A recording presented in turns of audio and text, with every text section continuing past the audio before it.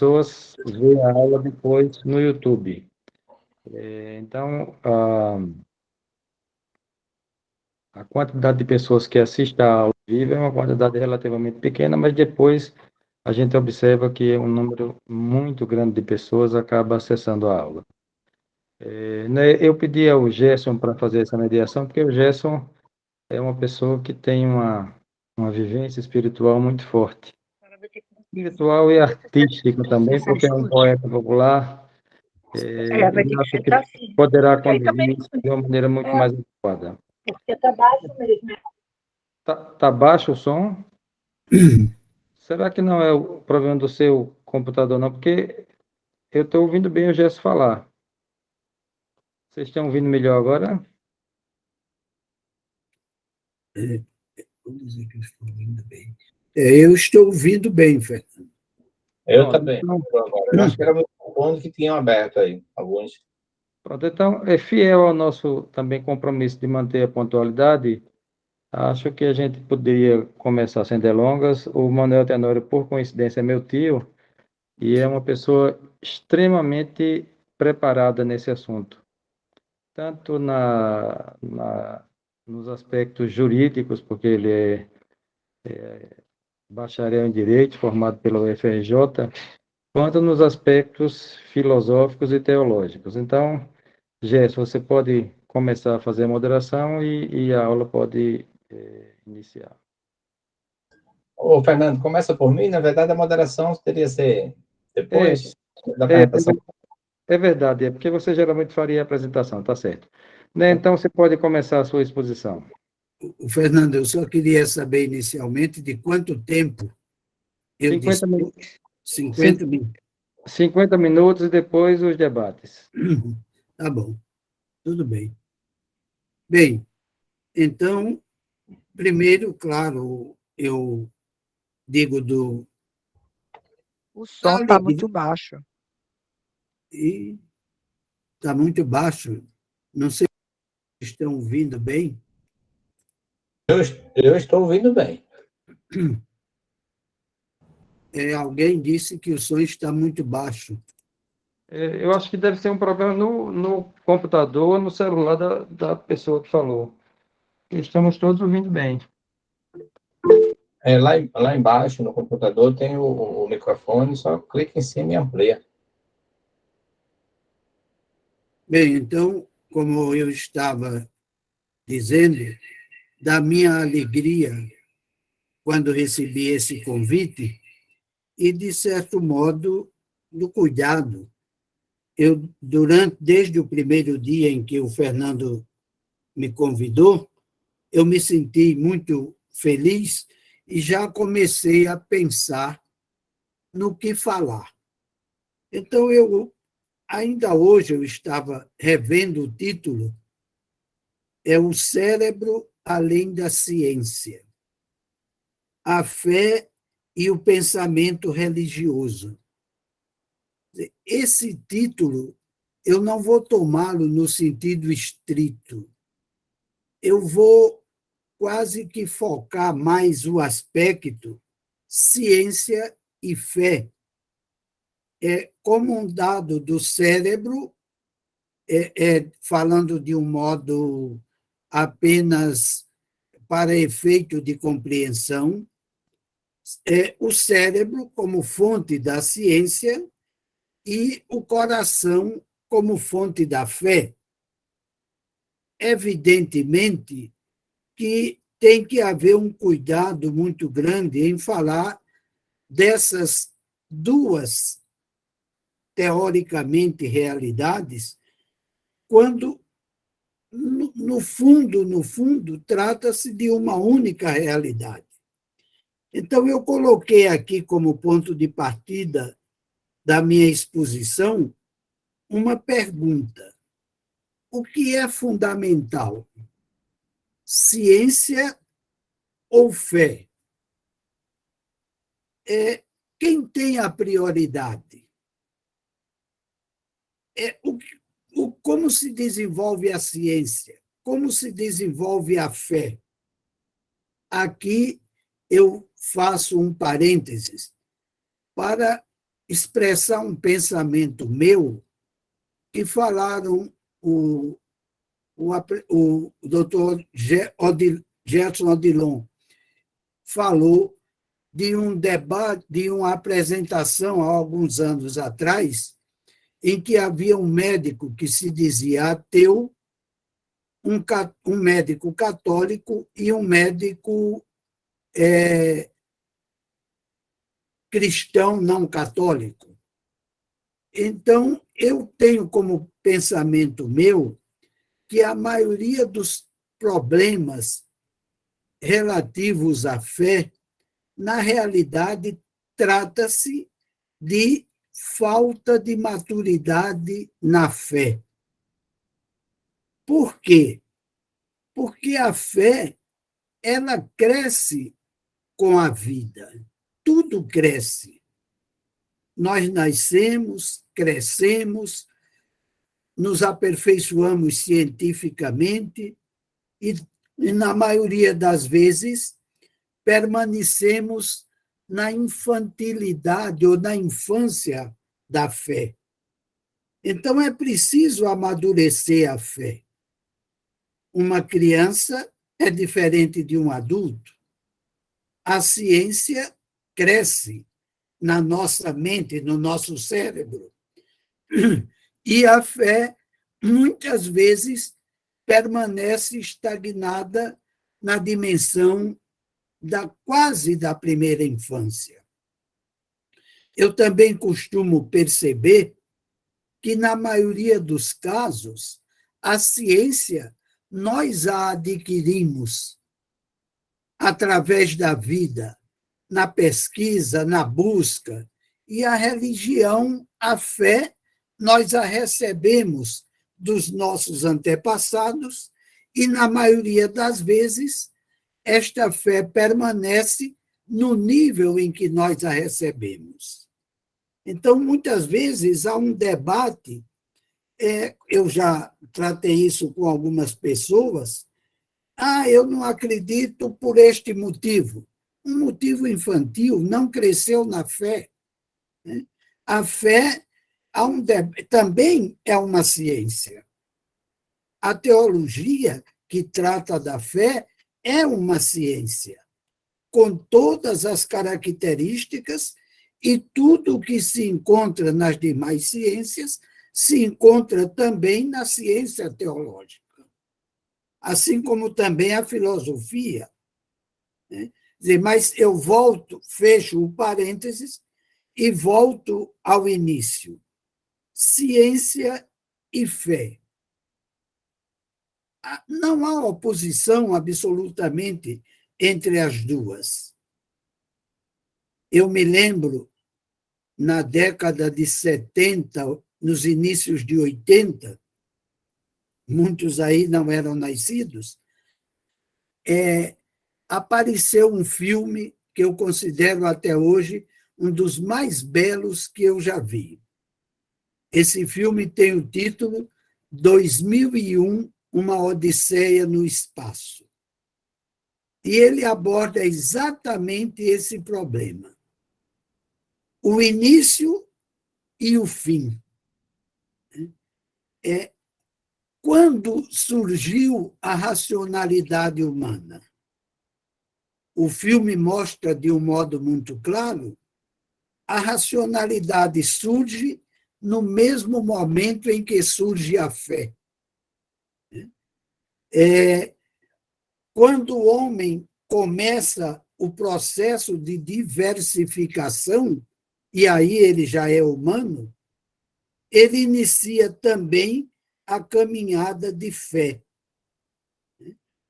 A racionalidade caminha junto com a fé. Não há precedência ou procedência entre elas. Quando eu conheço cientificamente, eu também creio. Não há nenhuma oposição. Quando eu cresço no conhecimento científico, eu cresço também no conhecimento da fé. nas Escrituras, nas Sagradas Escrituras, para nós cristãos, isto aconteceu inclusive com Jesus. Ele cresceu em idade, em sabedoria e na graça de Deus. Então, a fé caminha junto com a ciência. Não há absolutamente qualquer oposição entre as duas. Há modos comportamentais. A ciência tem um tipo de comportamento, a fé tem outro tipo de comportamento. A ciência geralmente está associada ao cérebro. A fé geralmente está associada ao coração, de modo que a gente pode dizer ciência é conhecimento racional, fé é conhecimento, é vivência amorosa. Além e ao lado da ciência, caminha a fé. Por que além da ciência? Porque tudo na vida, inclusive a ciência, tem uma limitação. Nós somos limitados. Nós temos esta dimensão de finitude. E aí, falando de um ponto de vista estritamente filosófico e teológico, a fé não tem essa limitação. A ciência me mostra o humano na sua dimensão física e até psíquica. A fé me mostra o humano numa dimensão transcendental. Eu me lembro quando eu, também na década de 70, 60, em que eu estava na Universidade Católica, no Rio de Janeiro. Lá eu fiz o curso de teologia e uma especialização nas Sagradas Escrituras, e lá eu também fui professor. Eu me lembro que na PUC Rio havia, eu acredito que ainda há, 3 centros de ensino. O CTC, que era o Centro Técnico e Científico, o CCS, Centro de Ciências Sociais, e o Centro de Ciências Humanas. Mas os 3 eram separados apenas fisicamente, em campos diferentes, mas todos buscando a mesma finalidade. Todos os 3 fundamentais: ciências exatas, ciências sociais, ciências humanas. Elas estão totalmente unidas. O grande problema é quando surge a separação. Alguém, muitas vezes, quer separar o conhecimento técnico-científico do conhecimento social ou do conhecimento das ciências humanas. E aí, cada um absolutiza o seu modo de ver. E aí surge o grande perigo das filosofias absolutistas. No campo da ciência técnica e científica, querer fazer da ciência técnica, sobretudo atualmente, com o grande progresso da tecnologia, quer dizer, fazer disto o absoluto. O absoluto. Só importa o conhecimento científico. E aí nós caímos no risco de construirmos o homem-robô. Ou então outros absurdos que aconteceram encampados pela filosofia. Por exemplo, a teoria da raça pura. Ou então, quando queremos fazer das ciências sociais também absolutas. E aí corremos também o risco de querer dominar tudo como o rebanho. De um modo um tanto quanto vulgar, dominar a boiada pelo conhecimento sociológico. Então, massificação. Massificação. Ora, o ser humano, por mais que ele esteja inserido numa dimensão comunitária, ele preserva a sua individualidade. Cada um de nós somos único diante dos outros, e se eu tenho fé diante de Deus, eu sou absolutamente único. Não há outro igual a mim. Isso é o traço que, para mim, cristão, o próprio Deus me deu. A ciência técnica científica, ciências sociais, ciências humanas, as três se completam. As três devem caminhar totalmente unidas. E aí sim, você vai fazer uma interação do conhecimento científico. É evidente que uma depende da outra. A fé, ela pressupõe também o conhecimento científico. Hoje, para praticamente todos os cristãos, para os que não são radicais ou absolutistas, se tem a certeza do conhecimento científico, por exemplo, na questão da criação, a criação do universo, o Big Bang. A ciência afirma hoje, e esse não é o meu campo, o universo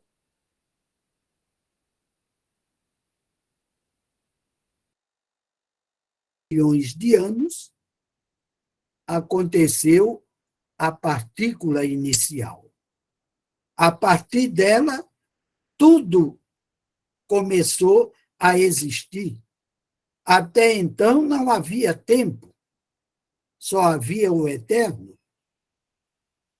Mas nós só conseguimos pensar, falar, agir dentro de uma dimensão de tempo e de espaço. Fora do tempo ou do espaço, nós somos incapazes de pensar cientificamente. Podemos até imaginar com uma dimensão de fé. E aí, por isso que eu dizia, antes, além e ao lado da ciência, caminha a fé. A fé pode fazer abstração do tempo e do espaço.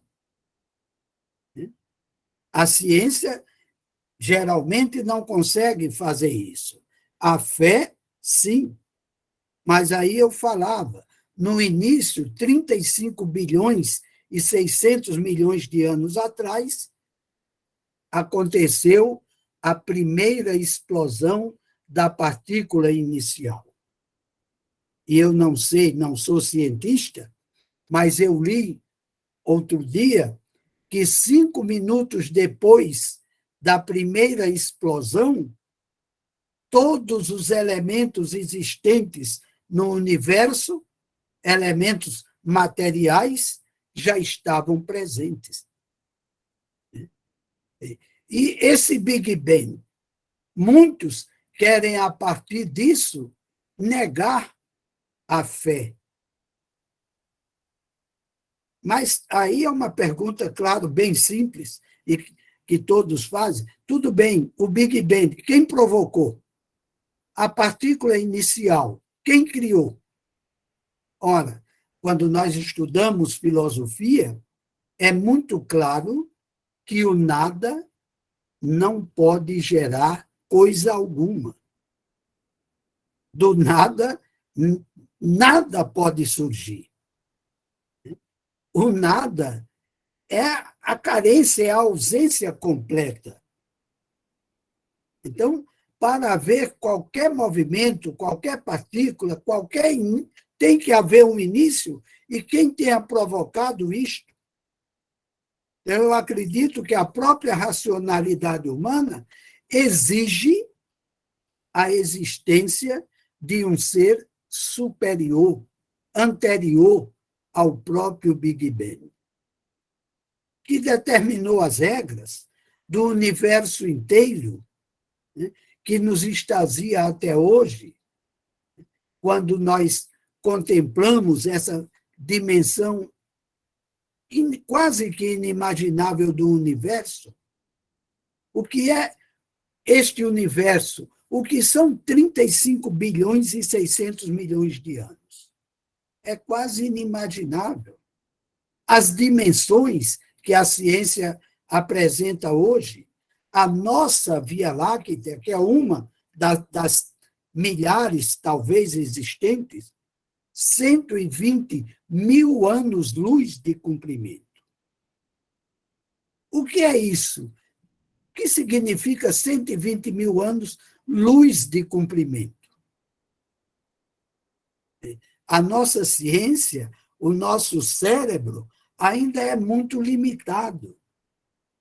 Nós, felizmente, cada vez damos saltos maiores. Eu imagino, no campo da ciência médica, por exemplo, hoje colocassem Hipócrates em uma sala de cirurgia feita com robótica. Então, o progresso que acontece na história humana, somente na história humana. Na história dos outros animais, não se verifica esse progresso. E aqui me permita, até para amenizar, uma brincadeira que eu ouvi uma vez do professor Ariano Suassuna, quando ele mostra esta diferença entre o humano e o animal não humano.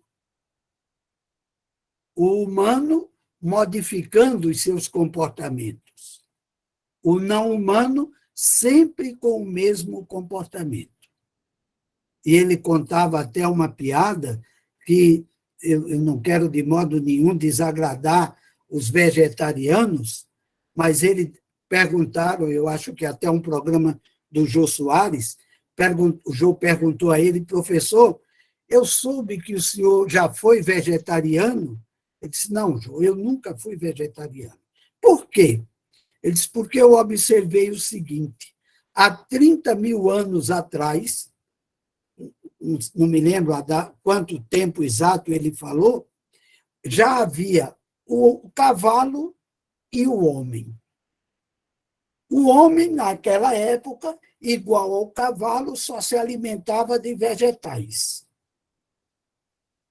Ambos viviam, em média, 30 anos de idade. Então, o humano foi, com o passar do tempo, continuou com vegetais, mas também comendo outras coisas que não vegetais. De modo que hoje o humano chega aos 80 anos e o cavalo, que é vegetariano, continua nos mesmos 30. Não foi capaz de modificar os hábitos. Só o humano é capaz de diversificar. Neste filme a que eu me referi, 2001, A Odisseia no Espaço, o começo do filme é exatamente isto. Um dos nossos antepassados, ele pega uma pedra e ele vê que com a pedra ele pode bater uma estaca. Mas depois, com a mesma pedra, ele vê que pode derrubar um inimigo. ele vê que pode rachar a pedra e fazer fogo da pedra. Então, ele vai diversificando. Isto é inteligência que é exclusiva do ser humano. É um salto qualitativo na natureza. O outro progresso, o aperfeiçoamento das outras espécies, até o desaparecimento das espécies, porque não usaram de inteligência. Só o humano tem essa inteligência. Então, na minha visão, mesmo no campo estritamente ainda fora da dimensão da fé, há dois momentos cruciais, fundamentais na história humana, na história universal. Primeiro, a partícula inicial. Segundo, o aparecimento da inteligência. E aqui, como cristão e católico, eu já digo o meu ponto de vista. Para mim, nesses dois momentos, eu falo de uma intervenção de Deus. Tanto para produzir a partícula inicial, como para iniciar a inteligência humana. E nisto, para mim, está uma das nossas semelhanças com Deus, a inteligência. Porque é um salto qualitativo. E a natureza não faz por si mesma saltos de qualidade. Tanto que nenhuma outra espécie foi capaz de dar este salto qualitativo. Só o ser humano desenvolveu a inteligência, desenvolveu a liberdade com a inteligência.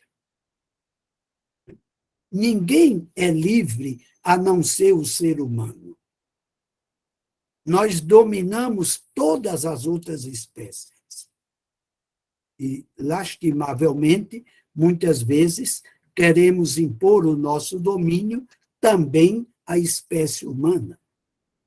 Queremos deixar de ver a individualidade do outro, porque queremos impor um comportamento que não respeita a sua individualidade, o que não tem absolutamente nada em contrário com a dimensão comunitária, porque ninguém, nem mesmo o humano, vive sozinho. Nós precisamos do outro para tudo, para nos locomover, para nos alimentar, para viver, para sonhar, né? Para amar, até para brigar, tudo precisamos do outro. Homem algum é uma ilha. Se não me falha a memória, era um escritor chamado Thomas Merton, não tenho bem certeza, que disse isso: homem algum é uma ilha. Nós não somos isolados, nós somos comunitários, mas cada um conservando a sua própria individualidade. Quer dizer, nós somos assim, somos inteligentes e livres, totalmente livres.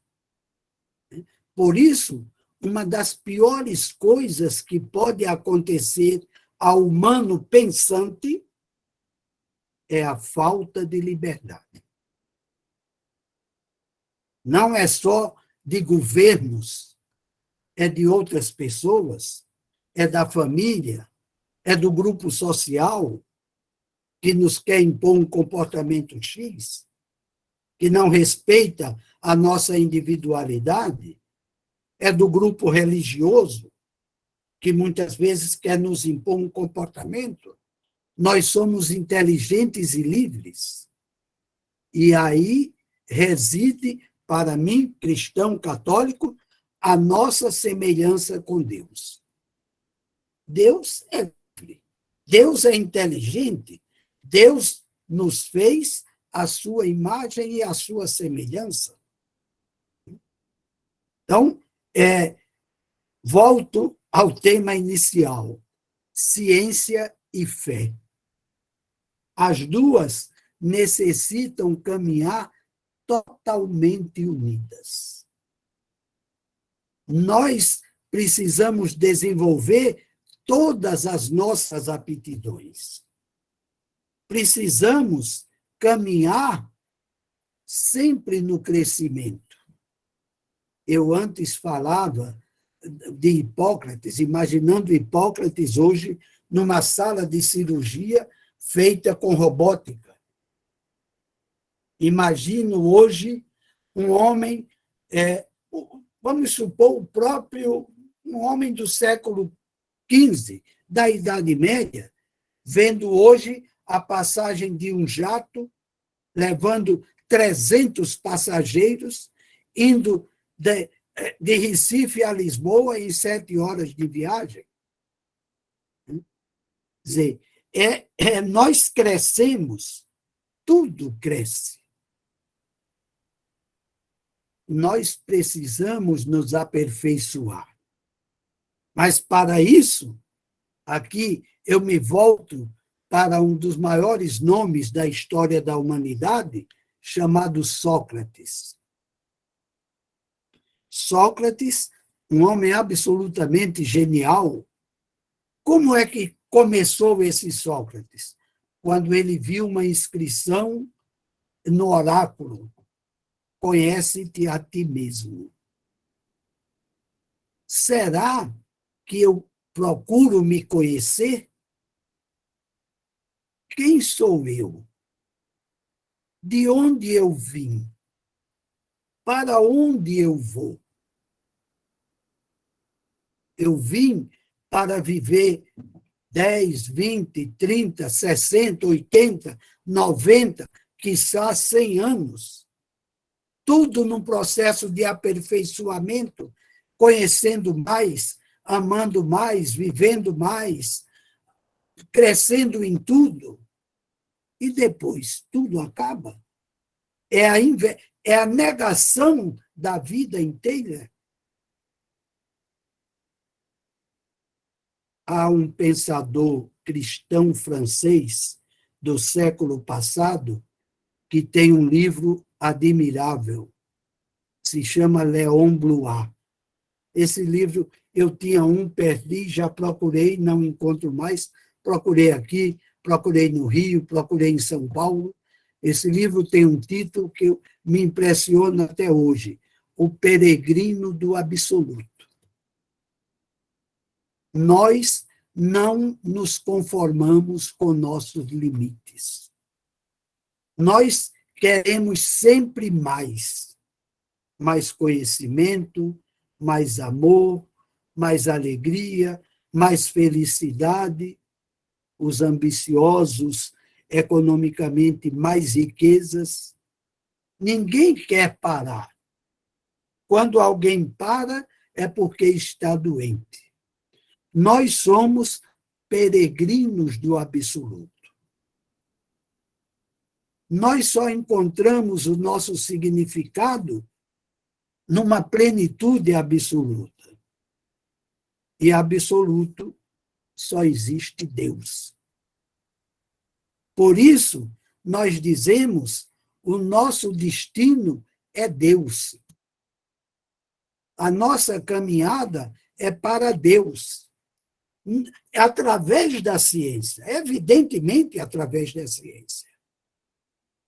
A ciência vai nos mostrando isso.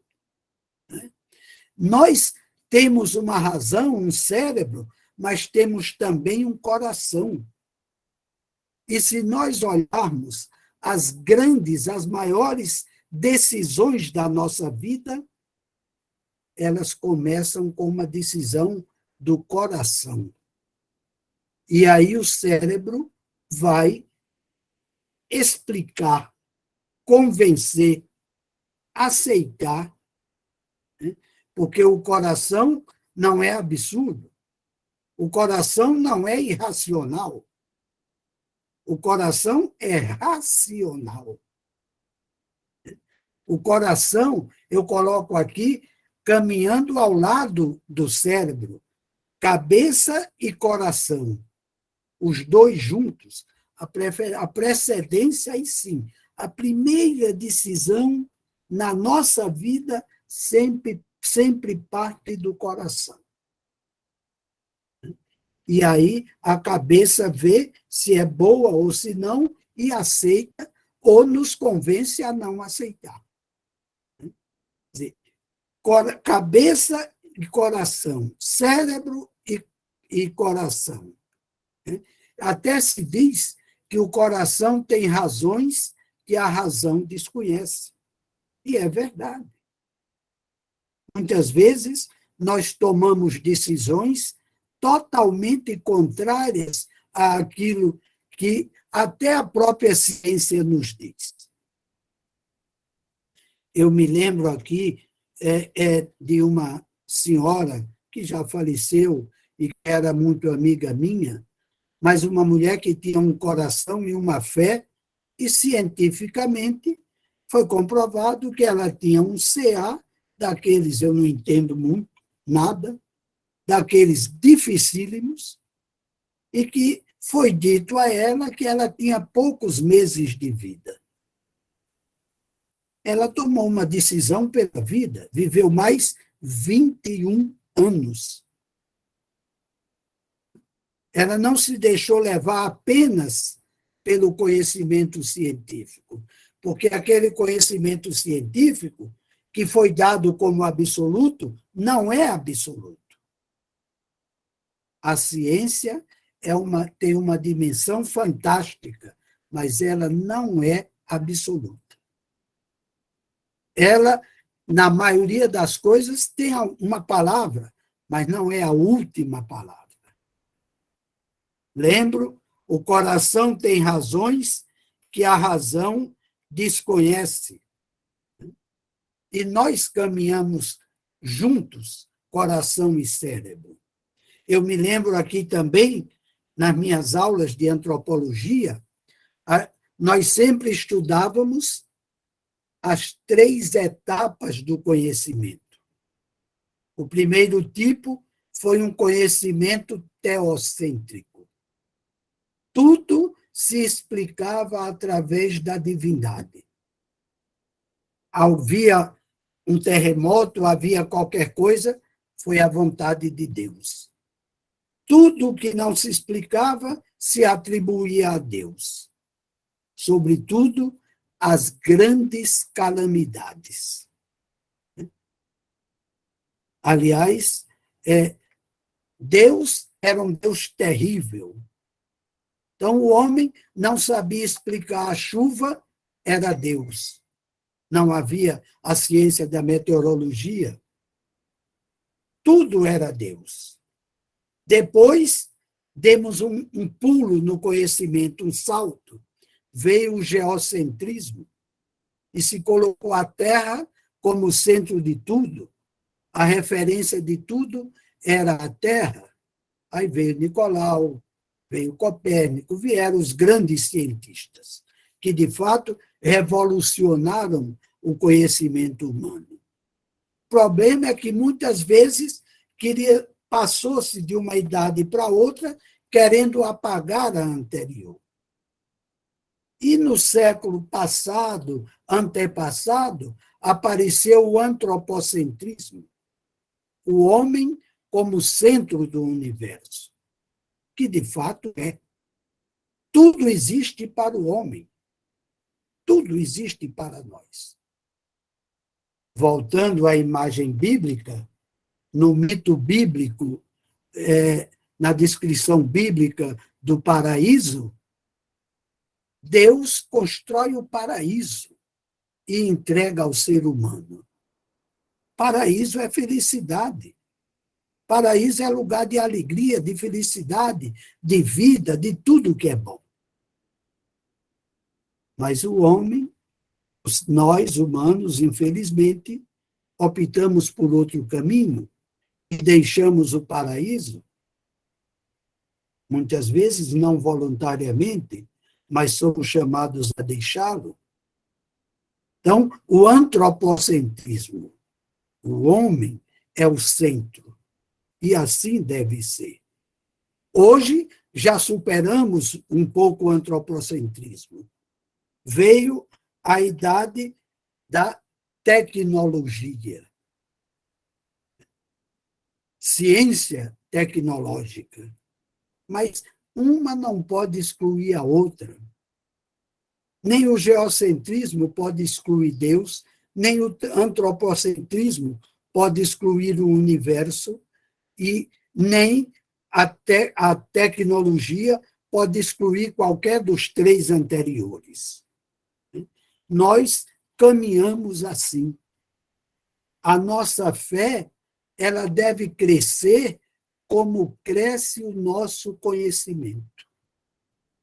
Porque é que muitas vezes, e até me causa certa espécie, uma pessoa de um nível científico elevadíssimo, no nível da fé, é lá nos 7 anos de idade, no catecismo que aprendeu na primeira comunhão. Não cresceu na fé. Por isso tem muitas dificuldades, às vezes. Se a fé caminhasse como deve caminhar, junto com a idade, com a técnica, com a ciência, muitos dos nossos problemas de fé seriam resolvidos. A religião não seria um entrave, mas uma perspectiva de crescimento, uma perspectiva de dimensão de felicidade para o ser humano. É isso o que se quer. A fé é este caminho. É o caminho que nos conduz a Deus. Volto a dizer, nós somos peregrinos do absoluto.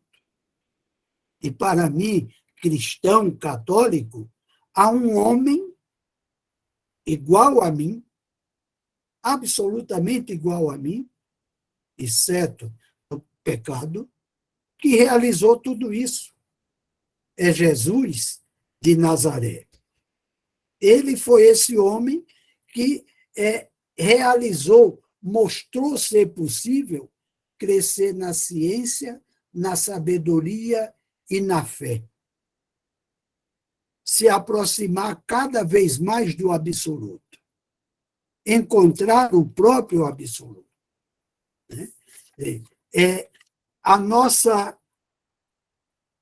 O nosso cérebro tem que caminhar junto com o nosso coração. A nossa fé tem que crescer junto com a nossa ciência. Nós somos, nós vivemos, nós existimos em busca de uma perfeição. E é essa perfeição que a fé nos aponta, que o cristianismo nos diz claramente, que todas as religiões buscam. A nossa saciedade, a nossa plenitude não se encontra somente no humano.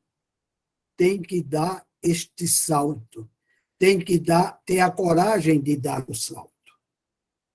Agora, é claro que é uma questão de opção. Como tudo na vida, exige uma opção.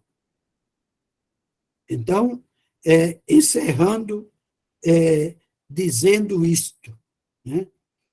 Nós somos peregrinos do absoluto. E só no absoluto encontraremos resposta à nossa própria vida. Nós crescemos. O progresso está a demonstrar tudo isso. E isto tem um sentido. Não é, como quiseram alguns, um nonsense. Crescer para quê? Para chegar ao absoluto.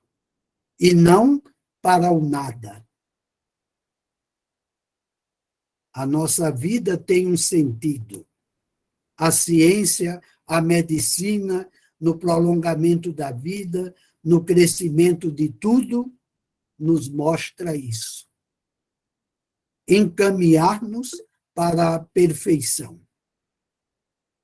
muito obrigado, meus 50 minutos, estou à disposição.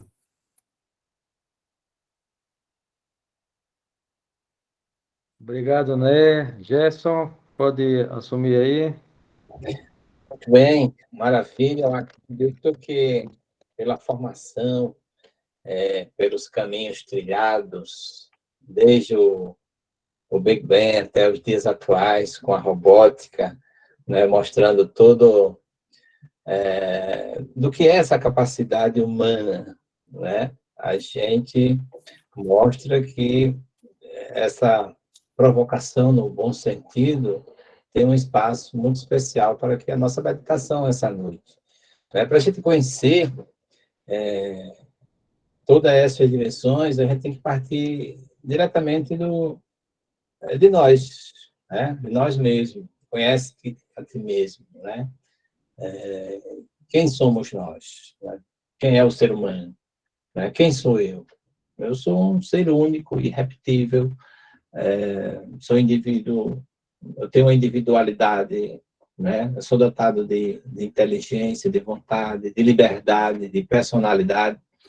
Então, o ser humano, diferente das outras espécies, ele é dotado de duas características, né, que nós atribuímos ao ser humano, né? É a liberdade e a consciência, né? A gente diz que um ato é inerentemente humano quando ele é dotado de liberdade e de consciência. Então, o homem é livre e tem o poder interior de escolher, tá? Então, diferente das outras espécies animais, tá? Então, as formigas são formigas desde a sua criação, as abelhas nunca cresceram, isso foi um grande filósofo, Teodomiro, eu esqueci o sobrenome dele, nunca cresceu como o Japão pós-guerra, nunca caiu como o Império Romano, não é? Então, é esse ser humano com essas características próprias que faz com que seja distinta das outras espécies. Né? E ainda bem é dotado de uma capacidade de desenvolver, ele é um ser sensível, afetivo. Então, nessa construção, a gente vê que esse ser é diferente das outras espécies. O que é que ele tem diferente? Essa questão da razão. Né? E se a gente for buscar isso também no sentido mais transcendental, mais cósmico, nós podemos chamar, já com matemática, como de que o cérebro humano, né, a fé e o pensamento religioso, nós podemos dizer com absoluta certeza que essa fé é um dom, né, que nós recebemos, é um presente gratuito, né? Deus fez diferente, está lá em Gênesis, né? 1, versículo 26, façamos o homem. Quando ele diz faça-se, faça, então, nós pela fé já percebemos de uma tridimensão, não é tridimensão, três pessoas, né, na Santíssima, o Pai, o Filho e o Espírito Santo, porque ele fez um ser semelhante, esse ser com característica. Então, partindo daí, indo para o paraíso, para esse local de felicidade, essa força, esse nosso Deus já nos proibia de alguma coisa. Se proibiu de alguma coisa, a gente diz quem pecou, foi Adão, foi Eva, nenhum nem outro, já existia um pecado, por isso que Adão e Eva foram proibidos de praticar um ato, já existia uma regra, então alguém já tinha quebrado essa regra. E foi quebrada e ele veio aqui à Terra, tá certo? Mas por esse amor tentou resgatar através do seu filho. Mas com isso, conhecendo a nós mesmos, a gente pode perguntar por que a fé? Né? Como foi dito pelo professor, existe a fé infantil, né? Aquela fé que nós herdamos, mas vai chegar a determinado momento que nós temos que amadurecer nessa fé, tá certo? Nós temos que perceber que há uma luz dentro de uma escuridão que faz com que nós possamos caminhar sempre no sentido, desbravando os caminhos para chegar a um horizonte. Não é? Eu vivo muito essa experiência. A palestra que eu estava dando hoje era sobre a contribuição da medicina legal na persecução penal. Eu falava muito dessa minha história, de que saiu da da roça, que saiu do mato, e eu via meu pai orando, né? E eu tive, assim, a liberdade de também, um dia na semana, eu dobrava os joelhos. E eu vim perceber depois, através de algumas leituras que nós fazemos, essa sintonia, né, que nós temos no momento da oração. No momento da oração, estudos já foram feitos que mostram essa harmonia, né, uma harmonia das ondas cerebrais. Existe também a produção de alguns hormônios, de algumas substâncias, tipo ocitocina, interleucina e outras, que nos acomodam, trazendo para nós um bem-estar. Né? Eu tenho um filho que é padre, né? E ele tinha, na verdade, essa história é muito interessante, ele tinha uma doença e ele não podia comer pão, uma intolerância à lactose, a glúten, etc. E um dia eu tinha que levá-lo até o hospital e não podia ir para o hospital porque ele ia ficar internado, eu não tinha quem ficar, não podia ficar com ele, no outro dia estava de plantão, minha esposa também estava em casa.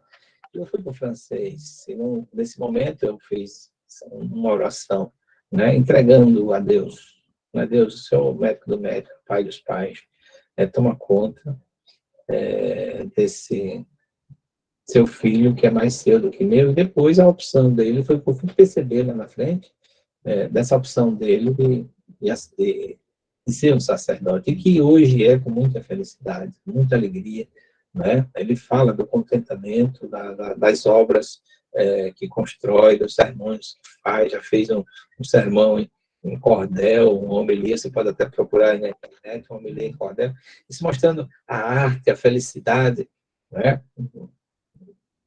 Isso que nos apaixona, nos faz ser diferentes. Então, diz em Hebreu, né, no capítulo 11, versículo 1, que a fé é a antecipação, tá, daquilo que se espera. É uma prova da realidade que não vemos. Né? E muitos atos na minha vida, caberia aqui, eu tive essa experiência bonita. Né? Um dia eu até encontrei com o professor Fernando Gameleira, nós falávamos, Gerson, poxa, já pensou a gente lá no CISAL, né, naquela escola, ou já está palestras internacionais, as coisas. Quer dizer, 2 garotos, né, e que tiveram o amadurecimento de buscar no clarão das letras e transformá-lo num hino sagrado da sua vida, na busca da defesa da vida, na verdade, na perícia, na prevenção da morte. Então, isso é muito bonito. Né? E você tem motivos 1000 para perceber que há um ser superior, não é uma história de uma explosão, alguém que nos ama. Eu falava isso, eu sou muito apaixonado por esse ser, né? Por esse Deus verdadeiro. Quantas vezes na minha vida ele esteve presente. Eu posso dizer até que na hora da aula, tá? Eu estava dando aula e levantei de um nada, assim, e pedi para uma aluna, assume aqui, vai passando os slides, e ela, professor, seu telefone está tocando, seu telefone está tocando. Aí disse, olha, deve ser o banco fazendo cobrança, essas coisas todas, dos seus planos de telefonias, etc. Então, eu tenho o Fernando Gameleira. Eu disse que a hora tinha feito um cálculo e tinha esquecido o cálculo do horário. Eu digo, veja isso, tá certo? Quem foi que me fez levantar dali, mandar a menina lá, porque eu não ia atender enquanto estivesse dando aula. Então, eu pensando que seria um pouco mais... sabia do horário que era 20 horas, mas tinha esquecido nesse instante, e já eram 7h30, deu tempo, felizmente, de estar aqui. Então, nessa admiração entra também a arte, sou apaixonado muito pela poesia, e alguém pergunta assim, o poeta Ivanildo Villanova, ele diz, eu sou fraco, Deus é forte, Deus é limpo, eu sou imundo, Deus é a bússola do mundo, eu sou um barco sem norte. Deus nunca temeu a morte, já eu temo essa malvada me drogo, uso pomada, me costuro, me safeno, Deus é grande, eu sou pequeno, Deus é tudo, eu não sou nada. Então, essa arte bonita de um poeta, Jansen Filho, que ele diz, lá da Para de Monteiro, na Paraíba, ele diz: não sei se cabem na terra os sofrimentos do mundo, não sei se a vida é vazia, não sei se o mar é profundo, não sei como a planta aceita a mensagem da neblina, não sei se a aurora começa quando a escuridão termina. Não sei se o luxo e a riqueza são o começo do fim, não sei se ser pobre é bom, não sei se ser rico é ruim, não sei explicar por que qualquer pássaro comum aprende a cantar bonito sem ter professor nenhum. Não sei se consegue alguém viver sem ter ilusão. Não sei se o cego é feliz nem imerso na escuridão. Não sei se pode a mentira sobrepujar a verdade. Não sei se há diferença entre tristeza e saudade. Não sei se existe mistério na semente que se planta, se a palmeira que nasce não é Deus que se levanta. Não sei se o sol que desponta e toda a terra ilumina são palavras de fogo de uma mensagem divina. Não sei comparar a força que há entre o fraco e o forte. Não sei se a alvorada é vida, não sei se o acaso é morte. Não sei se tudo são flores, não sei se viver convém, só sei que morro de amores por você e mais ninguém. Então, a poesia e a fé, né? Eu sou de Viçosa, e tinha lá um poeta chamado Manuel Neném, né?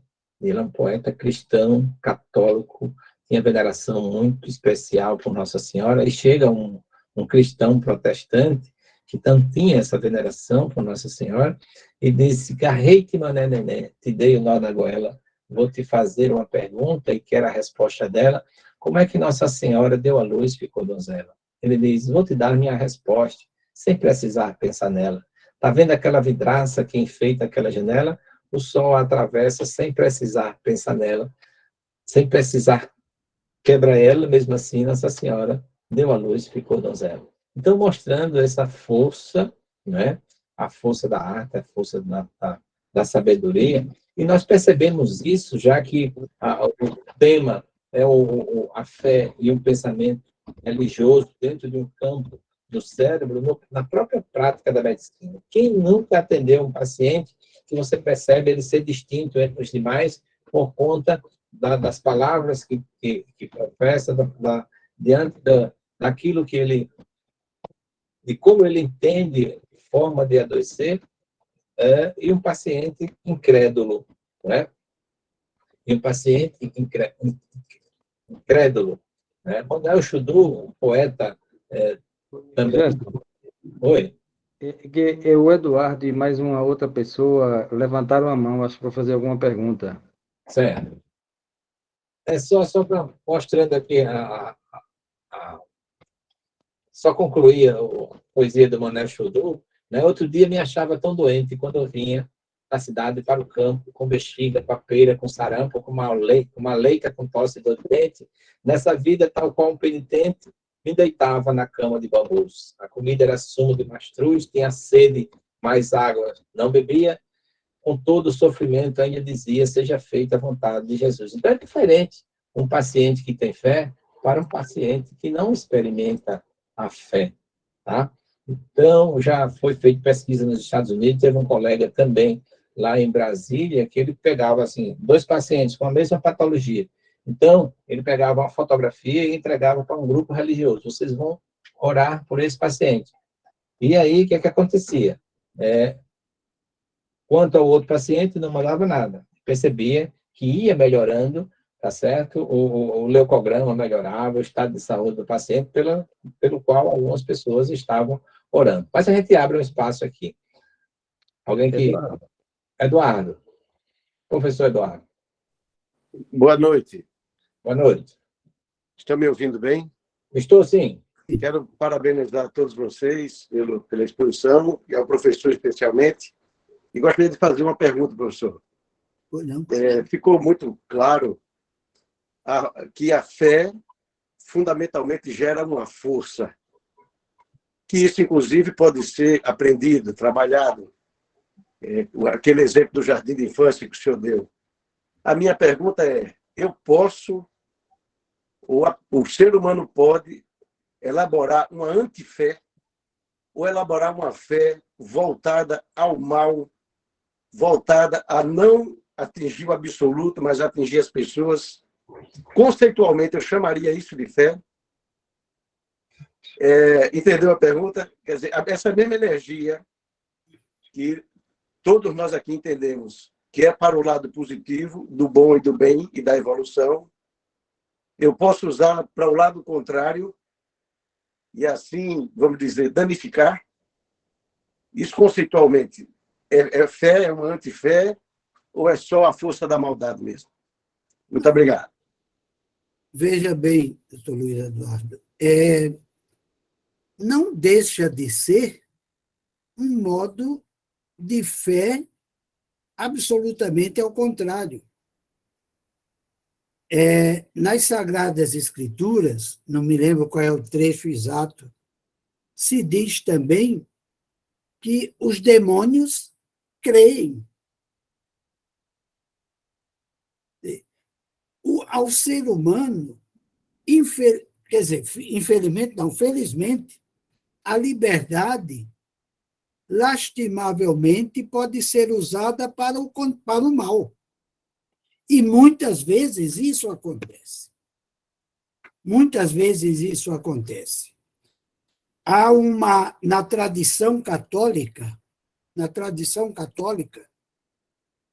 há um personagem que é conhecido como Anjo da Luz, Lúcifer. Lúcifer, que é o demônio, Satanás, é um anjo de luz e fez uma opção contrária. E optou pelo mal. E, infelizmente, há pessoas que professam isso, que são capazes de atos absolutamente abomináveis. Por exemplo, nos dois campos, religioso e jurídico, e vocês no médico, para que coisa mais abominável? Eu me lembro, no meu primeiro curso de Direito Penal, um pai que estuprou a própria filha de 4 meses de idade, que fechou as portas da casa com barras para que ninguém pudesse entrar. Isso é uma personificação, uma opção do mal. Eu, particularmente, creio que, de fato, há uma influência demoníaca nas pessoas. Como eu posso me deixar guiar por Deus, uma pessoa pode se deixar guiar pelo mal, pela personificação do mal. O mal foi uma opção. Lúcifer se tornou Satanás por uma opção.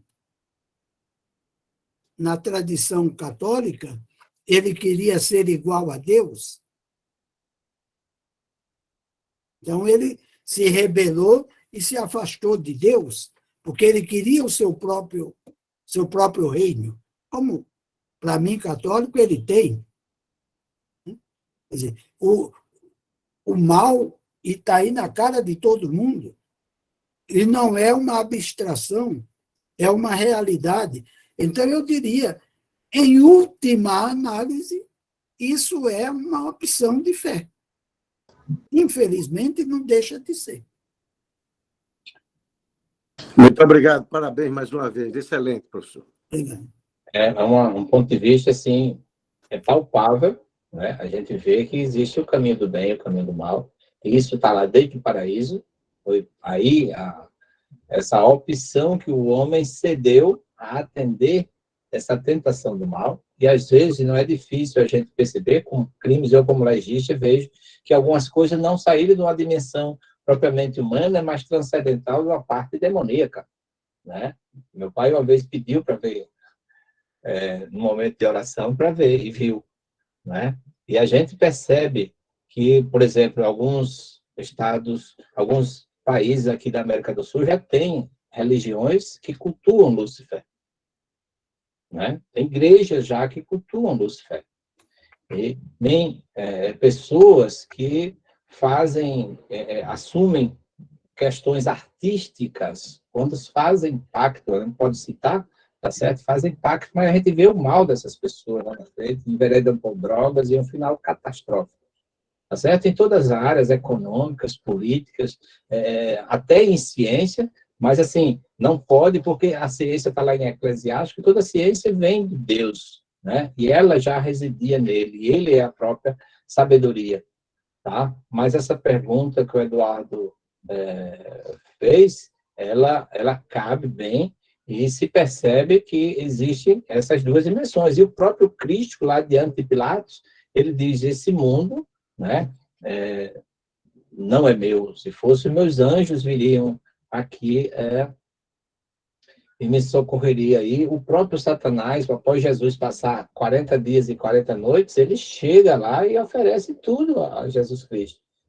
E aí Jesus tem que pedir para que transforme, pegando os pontos vulneráveis do homem, né? Estava com fome, você é filho de Deus, transforma essa pedra em um pão, né? Essa serpente num peixe, e ele diz, não só de pão vive o homem.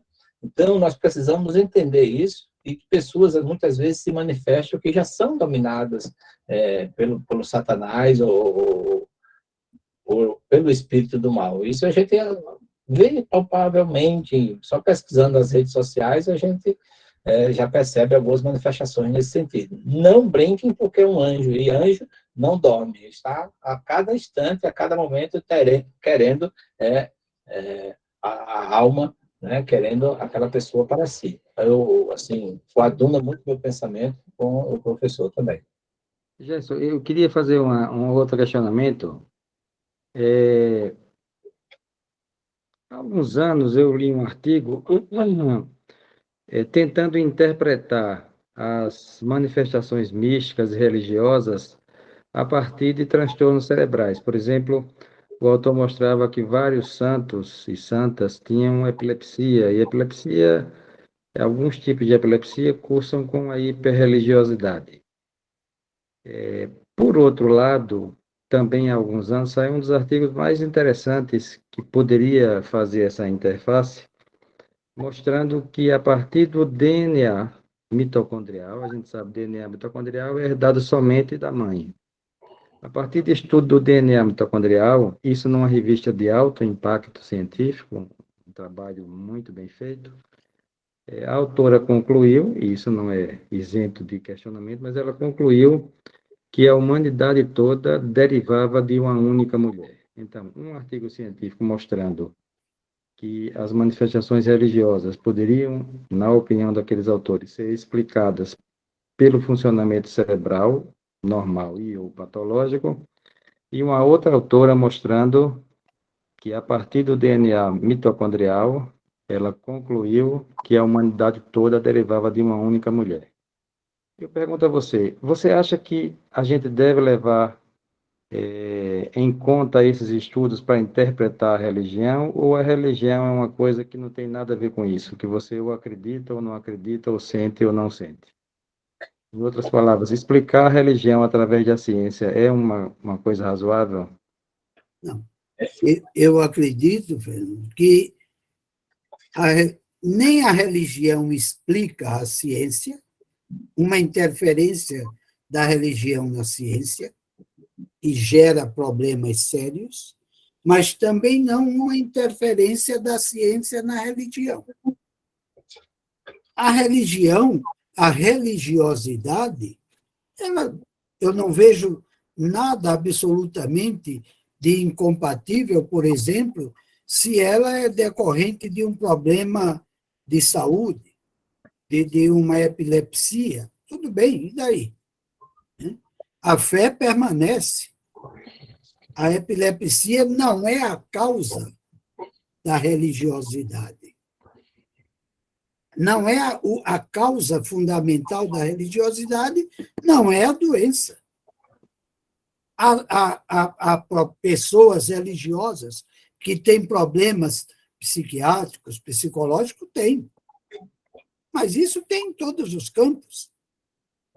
Não vou querer explicar a religião pela ciência, nem também vou querer explicar a ciência pela religião. Não vou querer explicar por que aconteceu isso a partir de uma dimensão religiosa. Volto agora a uma passagem também do Evangelho, quando Jesus Cristo houve um acidente gravíssimo, antes dele, a queda de uma torre que matou 70 pessoas, e ele diz, você pensa que essas pessoas morreram por algum problema de culpa? Não. É um fenômeno da natureza. A natureza tem fenômenos, mas a religiosidade independe disso. Pode até haver uma certa associação.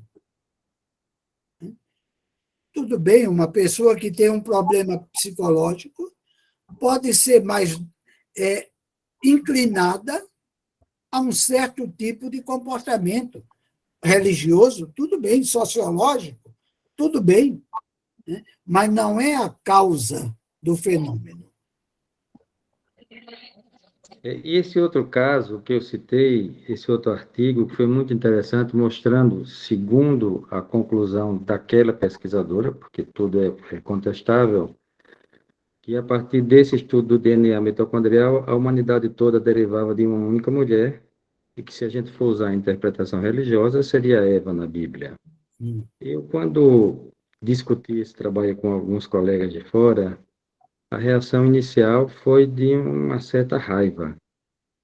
E até querer ridicularizar o trabalho, mas eu mostrei, mas o trabalho foi publicado numa revista, eu não me lembro se foi a Science ou foi a Nature, foi uma das revistas dessas de muito peso científico. E eu disse, olha, eu não estou dizendo que foi isso, é uma coisa religiosa, eu estou dizendo que essa autora concluiu isso a partir desse estudo. Mas eu também não me embaso nesse estudo, nem nessa conclusão, para ter fé ou deixar de ter fé, porque eu acho que são coisas... Você mesmo falou que o artigo é contestado. O problema, volto ao início, é quando se quer absolutizar o conhecimento científico. Não se pode absolutizar.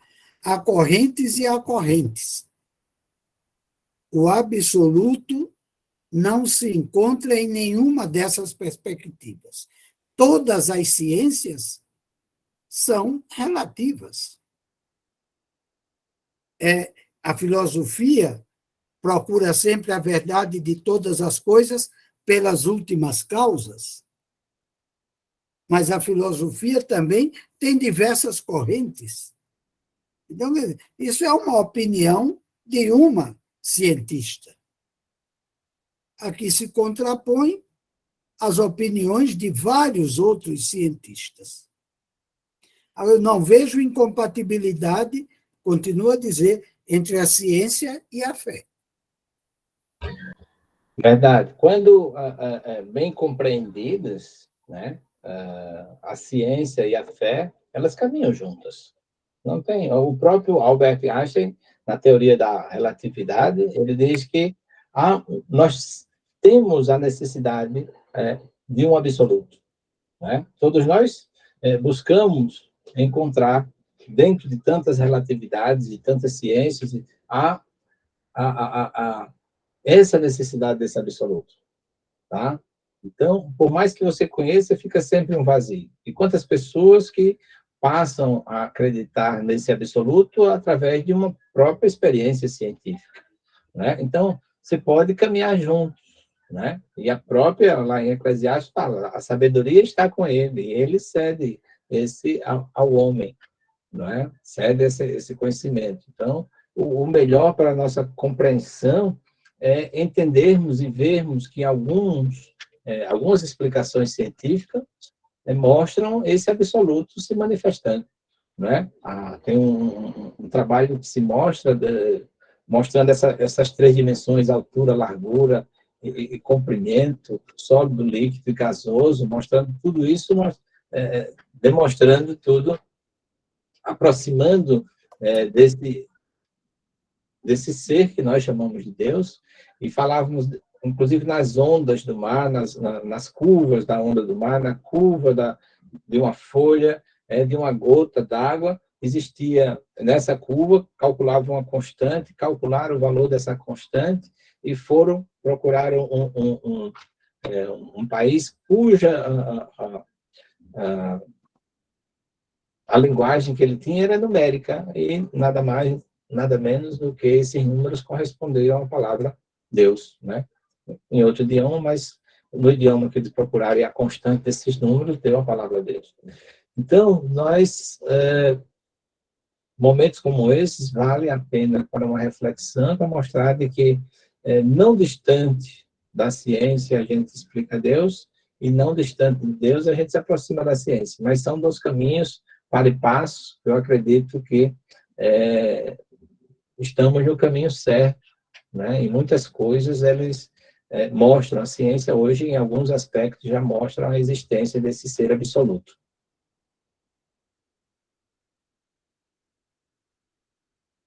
Muito bom, Gerson. Eu não sei se alguém tem mais algum questionamento, alguma sugestão, enfim, alguma participação, algum comentário. Quando Eduardo falou, uma outra pessoa também levantou a mão, não me recordo quem foi.